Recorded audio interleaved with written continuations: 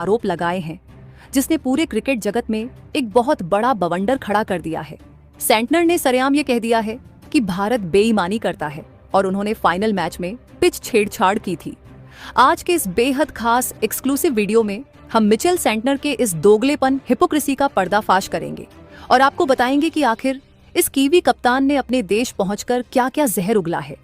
दोस्तों, Mitchell Santner के इन नए और बेतुके बयानों की गहराई को समझने के लिए हमें उनके उस दोहरे चरित्र को समझना पड़ेगा जो उन्होंने पिछले 48 घंटों में पूरी दुनिया को दिखाया है, जब नरेंद्र मोदी स्टेडियम में 1,32,000 दर्शकों के सामने संजू सैमसन 89 रन, अभिषेक शर्मा 52 रन और ईशान किशन 54 रन ने मिलकर 255 रनों का वो डरावना पहाड़ खड़ा किया था, तो सेंटनर के पसीने छूट गए थे। जब जसप्रीत बुमराह 4/15 और अक्षर पटेल 3/27 ने उनकी पूरी टीम को 159 रनों पर ढेर कर दिया था, तो सेंटनर बेबस होकर रोने लगे थे। दोस्तों, उस वक्त हमारे भारतीय खिलाड़ियों ने बड़ा दिल दिखाते हुए उन्हें गले लगाया था। सेंटनर ने कैमरे के सामने कहा था कि भारत हमसे बहुत बेहतर खेला और वो इस जीत के लायक हैं। भारत के 140 करोड़ लोगों ने सेंटनर के उस बड़प्पन की तारीफ की थी और उन्हें सिर आंखों पर बिठाया था। दोस्तों, लेकिन जैसे ही मिचेल सेंटनर की फ्लाइट ऑकलैंड में लैंड हुई और वो अपने देश के पत्रकारों के सामने आए, तो उनके अंदर का वो छुपा हुआ जहर बाहर आ गया। अपने देश की मीडिया और अपने फैंस के तीखे सवालों से बचने के लिए सेंटनर ने अपनी टीम की नाकामी का पूरा ठीकरा अहमदाबाद की उस पिच और भारतीय क्रिकेट कंट्रोल बोर्ड (BCCI) के सिर पर फोड़ दिया है। दोस्तों, ऑकलैंड एयरपोर्ट पर जब न्यूजीलैंड की मीडिया ने सेंटनर से 96 रनों की इस शर्मनाक हार और 255 रन लुटाने का कारण पूछा, तो सेंटनर ने जो जवाब दिया उसे सुनकर आपके पैरों तले जमीन खिसक जाएगी। दोस्तों, मिचेल सेंटनर ने बहुत ही बेशर्मी से कहा, हम यह वर्ल्ड कप फाइनल अपनी खराब परफॉर्मेंस की वजह से नहीं हारे हैं, बल्कि हम BCCI की उस सोची समझी साजिश का शिकार हुए हैं जिसे पिच छेड़छाड़, पिच टैंपरिंग कहा जाता है। अहमदाबाद की पिच को मैच से ठीक एक रात पहले भारतीय टीम के इशारों पर पूरी तरह से बदल दिया गया था। भारत जब भी अपने घर में कोई बड़ा टूर्नामेंट खेलता है, तो वो ICC के नियमों को ताक पर रखकर अपनी मर्जी की पिच बनवाता है। दोस्तों, सेंटनर यहीं नहीं रुके। उन्होंने अपनी बौखलाहट में आगे कहा, जब भारत बैटिंग कर रहा था तो वो पिच एक सीमेंट के रोड की तरह बर्ताव कर रही थी।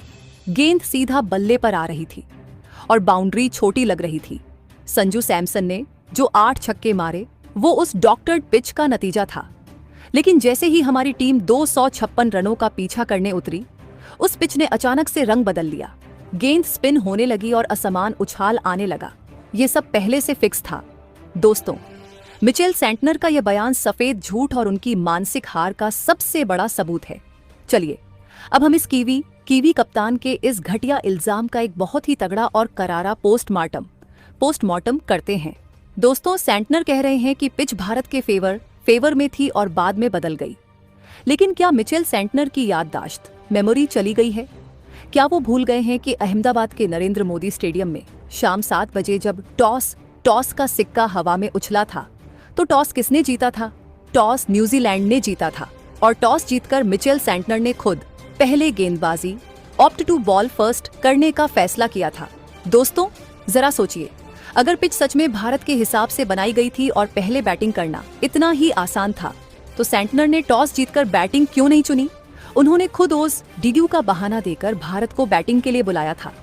जब संजू सैमसन, शिवम दुबे 8 गेंदों में 26 रन और अभिषेक शर्मा ने उनके गेंदबाजों को धोकर स्टेडियम के बाहर फेंक दिया, तो अब वो पिच का रोना रो रहे हैं।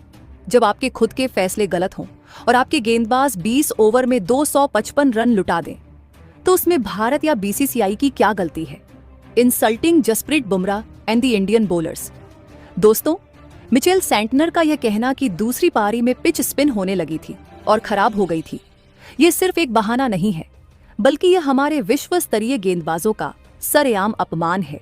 दोस्तों, सेंटनर शायद भूल गए हैं कि उनकी टीम को स्पिनर्स ने नहीं, बल्कि दुनिया के सबसे खतरनाक तेज गेंदबाज जसप्रीत बुमराह ने कुचला था। बुमराह ने 4 ओवर में 15 रन देकर जो 4 विकेट चटकाए थे, उसमें 3 विकेट तो क्लीन बोल्ड थे। मिचेल सेंटनर खुद बुमराह की एक सटीक यॉर्कर पर बोल्ड हुए थे। क्या बुमराह की वो यॉर्कर पिच की वजह से विकेट पर लगी थी? नहीं, वो बुमराह की उस 145 किलोमीटर प्रति घंटा की रफ्तार और उनकी जादुई कला स्किल का नतीजा था।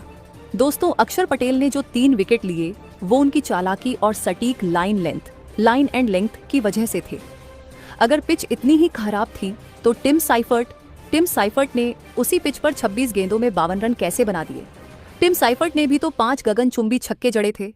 इसका मतलब साफ है कि पिच में कोई खराबी नहीं थी। खराबी मिचेल सेंटनर की उस डरपोक मानसिकता और उनकी टीम की खराब बैटिंग में थी, जो 255 रनों का दबाव नहीं झेल सकी।